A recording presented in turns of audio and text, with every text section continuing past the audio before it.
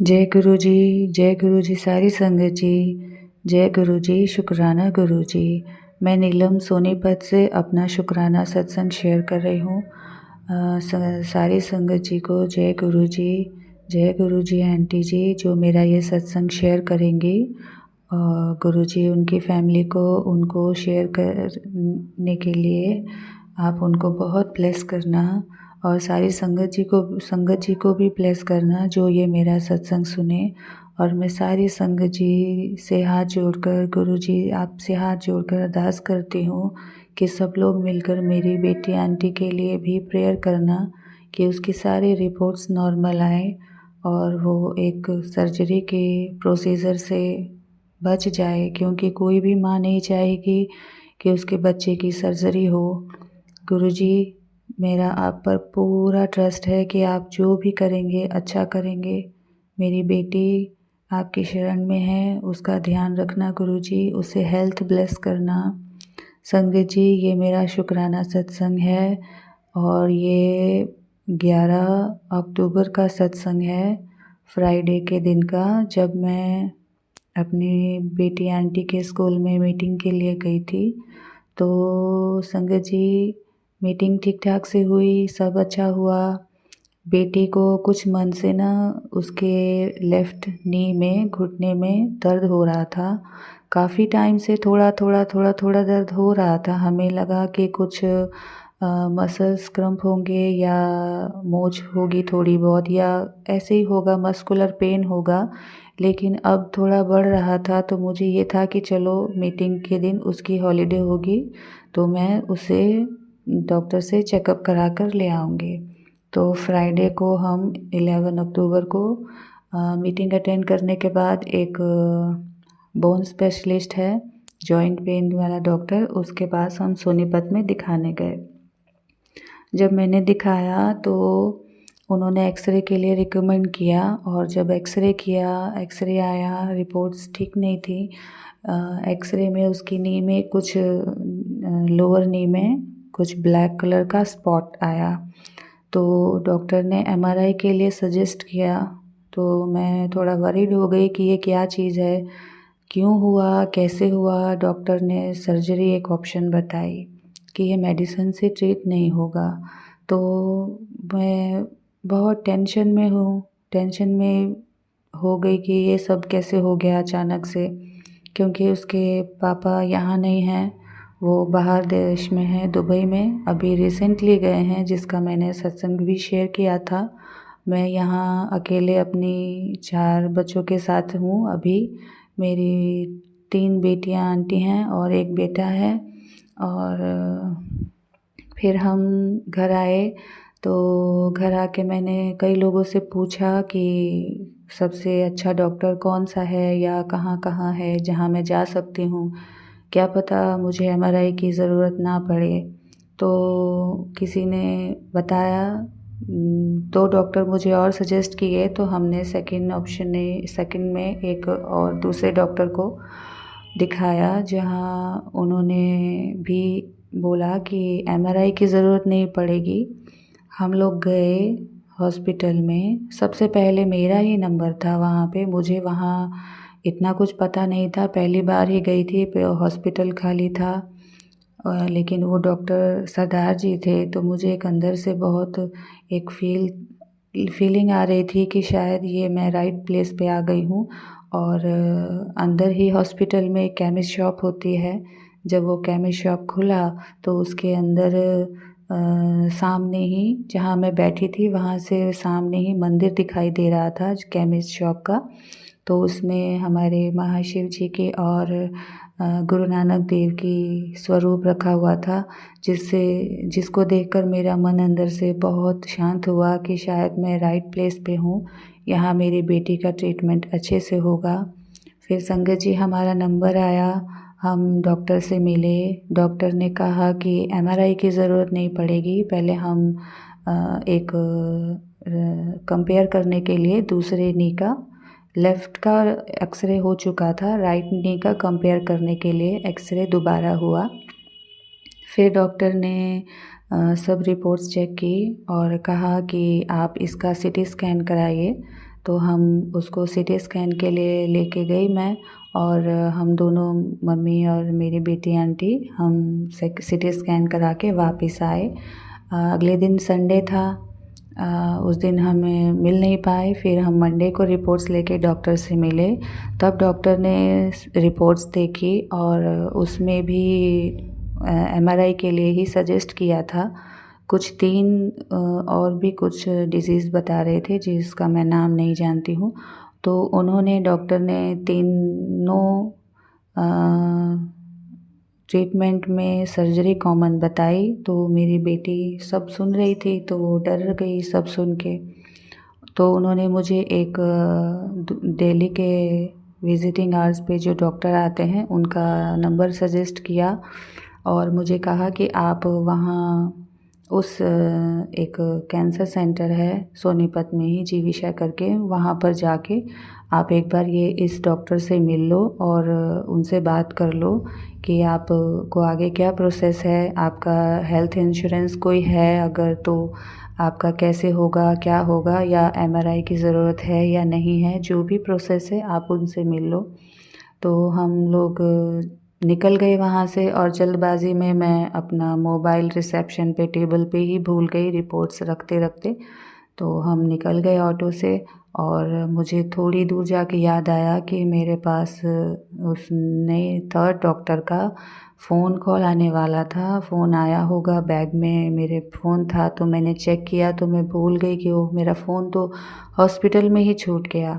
मैंने जल्दी उस रिक्शा वाले भैया को बोला, भैया आप जल्दी से टर्न कर लो, मेरा फ़ोन वहीं छूट गया है, कोई उठा लेगा, चोरी हो जाएगा तो मेरे सारे अपॉइंटमेंट्स और डॉक्टर से मिलना कैसे होगा बिना नंबर के या बिना किसी भी जानकारी के।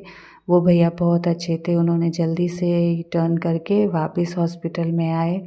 मैं पूरी रास्ते प्रार्थना करती रही, गुरुजी मेरा फ़ोन किसी ने उठाया ना हो, मेरे को फ़ोन कॉल कैसे आएगा। अभी रिसेंटली ही नया फ़ोन लिया है 2-3 महीने पहले और हम फाइनेंशियली इतने स्ट्रॉन्ग नहीं हैं कि हम बहुत जल्दी कुछ नया फ़ोन ख़रीदें। और मैं बहुत डरी हुई थी, बहुत मेरी हार्ट बीट तेज़ हो गई थी और बहुत घबरा रही थी। मैं बस गुरुजी से प्रार्थना कर रही थी कि गुरुजी प्लीज़ प्लीज़ प्लीज़ मेरा फ़ोन किसी ने ना उठाया हो। फिर हम जल्दी से वापस आए और मेरा फ़ोन उसी जगह पर टेबल पे रिसेप्शन में पड़ा था। मैंने बहुत बहुत बहुत शुक्राना किया, गुरुजी थैंक यू सो मच, आपने मेरी हेल्प की। फिर हम वापस उस सेंटर में आए जहाँ पर बेटी का नेक्स्ट ट्रीटमेंट होना था और मुझे डॉक्टर से मिलना था। डॉक्टर वहाँ पे अवेलेबल थे उस दिन विजिटिंग आवर्स पे। तो हम लोग गए, डॉक्टर से मिले। डॉक्टर ने एमआरआई सजेस्ट किया कि आप एमआरआई करा लीजिए और इसका सीडी जो भी होगा आप लेके आइए। फिर हम मैक्स हॉस्पिटल के एक डॉक्टर हैं उनसे सजेशन लेते हैं कि इसका क्या डायग्नोस हो सकता है। तो मैं तो बहुत घबरा रही थी, मुझसे ज़्यादा मेरी बेटी आंटी घबरा गई क्योंकि वो एक कैंसर सेंटर था, उसको अंदर से यही था कि मेरे नी में कुछ कैंसर बन गया है, मेरी सर्जरी होगी, मेरी क्लासेस मिस होंगी, मेरा बोर्ड एग्ज़ाम है इस साल, वो 10th के एग्ज़ाम देगी, बोर्ड क्लासेस हैं तो उसका सिलेबस पीछे रह जाएगा। मेरी बेटी पढ़ने में बहुत अच्छी है, हमेशा टॉप 5 में रहती है, उसकी परसेंटेज अच्छी आती है। जब भी मार्क्स कम होते हैं तो वो बहुत टेंशन में रहती है और उसको यही सब सोच के कि इतने खर्चे हो रहे हैं, स्कैनिंग हो रही है, एक्सरेज हो रहे हैं, डॉक्टर की फ़ीस हो रही है, मम्मी मुझे लेके जा रही है, इतना हम परेशान हो रहे हैं। वो अंदर से बहुत दुखी थी। मैंने उसको कहा कि घबराओ नहीं, हम सब देख लेंगे। और अंदर ही अंदर मैंने गुरुजी से बहुत बहुत प्रार्थना की कि गुरुजी जो है सब आप ही देख लेना, मैं तो आप ही के बताए हुए रास्ते पर चल रही हूँ। जब भी जाती हूँ हॉस्पिटल गुरुजी को बोलती हूँ, गुरुजी आप ही मेरे संग चलिए, सब कुछ आप ही ने देखना है। और मैं अपनी बेटी को लेके फिर एमआरआई के लिए गई। वहाँ पर एमआरआई हुआ कल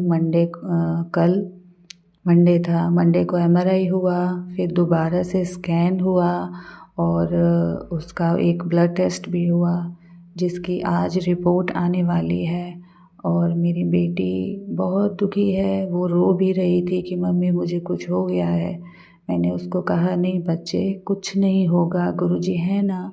गुरुजी से बहुत प्रार्थना करो, तुम भी करो, गुरुजी का जल प्रसाद पियो। मैं उसे जल प्रसाद पीने के लिए दे रही हूँ और मैंने कहा है कि गुरुजी के सामने बैठ के अरदास करो, प्रेयर करो कि गुरुजी मुझे सर्जरी नहीं करानी है, जो भी करना है बस दवा से ठीक हो जाए, छोटे में ही कट जाए। क्योंकि अभी वो बहुत छोटी है, 14 साल की है और इतनी छोटी एज में उस बच्चे का नी सर्जरी और फिर पूरी लाइफ टाइम के लिए उसे क्या क्या फेस करना पड़ेगा, ये थोड़ी प्रॉब्लम हो जाएगी। इसलिए गुरुजी उससे हेल्थ ब्लेस करना। वो सुबह आप जो मैं जोत जलाती हूँ गुरुजी के सामने, उसमें से थोड़ा सा घी लेके अपने नी पे लगाती है और गुरुजी का जल प्रसाद लेती है, चंदन टीका भी लगा रही है। गुरुजी, मैंने रिपोर्ट्स आपके सामने रखी हुई हैं। सारी संगत जी से मेरी प्रार्थना है, गुरुजी से प्रार्थना है, गुरुजी आपसे मेरी अरदास है कि मेरी बेटी को ठीक कर देना, उसकी रिपोर्ट्स में बहुत बड़ा इशू ना आए, जो भी आए उतना ही आए जितना मैं सह सकूं। और आपको पता है कि मेरे पास कोई हेल्थ इंश्योरेंस नहीं है और अंकल भी यहाँ नहीं है। मैं अकेले कैसे लेके चलूँगी, कहाँ से इतना खर्चा होगा। अभी तक मैं बहुत खर्चे कर चुकी हूँ, बहुत सारे टेस्ट में पैसे खर्च हो चुके हैं और मेरे पास कोई इतनी बड़ी इनकम का सोर्स नहीं है और हमारी इनकम भी बहुत ज़्यादा नहीं है। हम शहर में हैं। गुरुजी, बच्चों की फ़ीस, रूम का रेंट, बाकी खर्चे सब देने के बावजूद भी हमारे पास उतना ही बचता है कि हम किसी तरह गुजारा कर लेते हैं। आपकी कृपा से मेरी रोज़ी रोटी चल रही है, पूर भरपेट मुझे खाना मिल रहा है।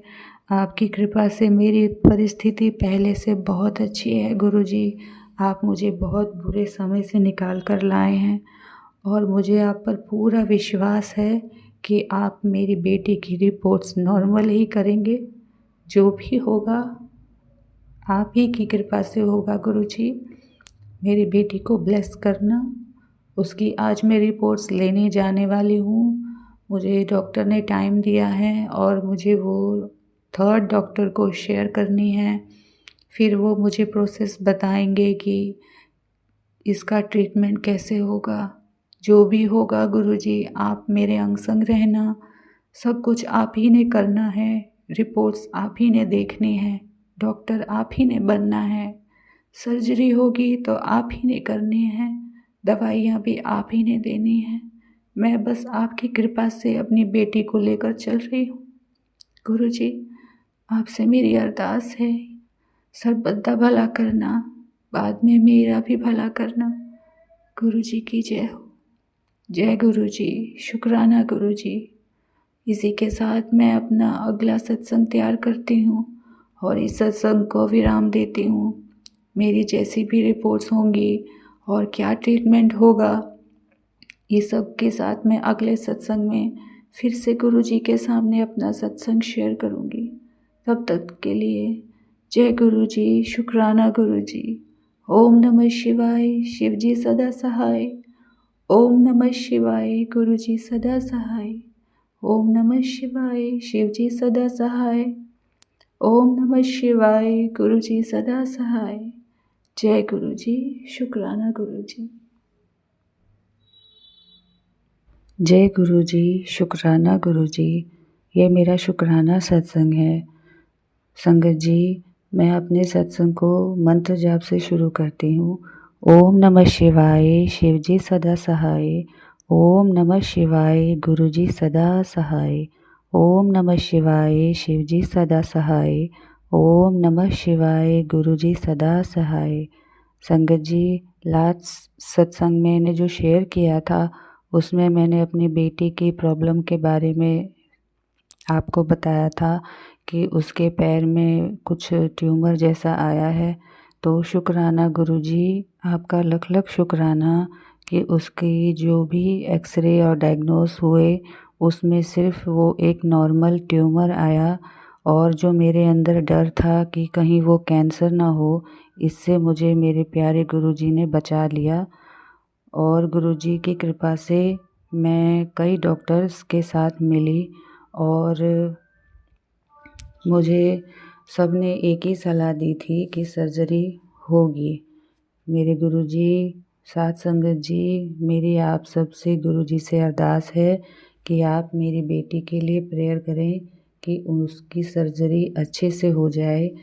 मैं मैक्स दिल्ली में जो हॉस्पिटल है BLK, वहाँ पर भी डॉक्टर को दिखाया था जो मेरी बेटी को एग्ज़ामिन कर रहे थे, जो यहाँ सोनीपत में विज़िटिंग आवर्स पे आते हैं।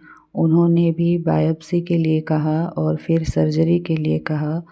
गुरुजी की कृपा से अब तक मैंने बहुत प्रयास किए और कोशिश कर रही हूँ कि जो भी ट्रीटमेंट होना है वो अच्छी तरह से गुरुजी की देख रेख में हो। साथ संगत जी, गुरुजी हम पर बहुत कृपा करते हैं। गुरुजी कहते हैं कि 90% मैं अपने ऊपर ले लेता हूँ और 10% ही तुम लोगों को भोगने पड़ते हैं। इस 10% में भी जिस पर वो गुज़रती है वो ही समझ सकता है कि वो कितना झेल रहा है। किसी को कम मिला है, किसी को ज़्यादा मिला है। गुरुजी की कृपा है हम पर कि हमें सिर्फ 10% ही भोगना है। मेरी साथ संगत जी, आपसे यही प्रार्थना है कि मैं आज हॉस्पिटल अपनी बेटी को लेके जा रही हूँ और उसको एम्स में रेफ़र करवाने के लिए मैं ट्राई कर रही हूँ। गुरुजी से मेरी अरदास है कि गुरुजी, डॉक्टर्स आप ही हैं, आप ही ने परमिशन देनी है, आप ही ने रेफर्स के पेपर बनाने हैं और आप ही मुझे एम्स तक लेके जाएंगे। संगत जी, मेरे ससुराल वाले मुझे बहुत फोर्स कर रहे हैं कि एम्स में लेके जाओ। एम्स में हमारी एक कोई नोन है जो हमारी हेल्प करेंगे। वो मुझे गुरुजी की संगत के ही रूप में मिलेगी और गुरुजी की कृपा से ही वो मुझे मिलेगी, क्योंकि एक बार ड्रीम में मुझे करवा चौथ वाले दिन मैंने अमृत वेला किया, सरगी खाई, व्रत किया और थोड़ी सी मुझे जब हल्की सी नींद लग गई तो उस थोड़ी सी नींद में मुझे गुरुजी की गुरबाणी या शब्द जो भी था वो मंत्र जाप सुनाई दे रहे थे और मुझे 2 लोग मिले थे, जो एक लेडी थी और एक आदमी था जो कि मुझे सपने में मिले थे, जो मेरे साथ बात कर रहे थे, हेल्प कर रहे थे कुछ मेरी। और फिर मुझे ये रियलाइज़ हुआ और मुझे सपने में ही ये पता चला कि वो भी गुरुजी की संगत हैं और वो गुरुजी को मानते हैं। शुक्राना गुरुजी, अनंतम अनंतम शुक्राना। जब मैं कहीं भी जाती हूँ गुरुजी हमेशा मुझे बटरफ्लाई रूप में दर्शन देते हैं और 7 नंबर की ब्लेसिंग देते हैं, 777 की ब्लेसिंग देते हैं। तो मुझे ये रियलाइज़ होता है कि गुरुजी हमेशा मेरे साथ हैं, मेरी रक्षा कर रहे हैं, मेरे अंग संग सहाय हैं। गुरुजी के पास मैसेजेस भी आ रहे थे कि की गल हर जगह कुछ पूछ लेता, नहीं निकलिया ना कोई हल, विश्वास रख दिवाली भी अच्छी जाएगी।